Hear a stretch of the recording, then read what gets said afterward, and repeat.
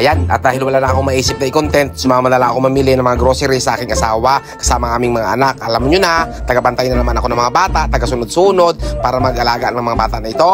Makukulit, sobra. Biruin mo ba naman, ginawa nilang playground itong pamilihan.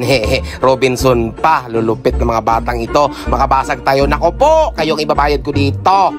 Biruin mo, mamimili lang kayo tapos magabantay ka pa ng bata. Ayan, ang status namin dito sa loob ng pamilihan. Dampot-dampot, tapos tagabantay. Ang hirap sa bangs. Ang sakit sa noo, mga brother. Wala tayong magagawa. Ginawa natin yung mga bata na yan. Kailangan nating alagaan.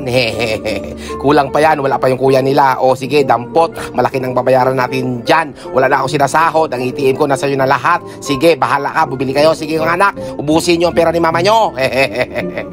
At syempre, pagkatapos nga na yan, magbabayad na kami doon sa counter. Uy, ipalo mo na rin ako eh. Kanina pa ako nagabantay ng bata. Dito man lang makatulong ka sa akin. Oh, babalik ulit tayo dito sa groceries. Magkanong babayaran natin?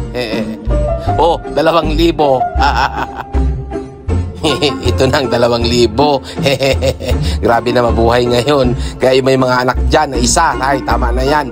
Pag magdagdag, 2 lang. Huwag naging 3 o 4. Ika siya lolo ko, parang pag-ibig mo lang lolo. Maraming salamat po sa panonood.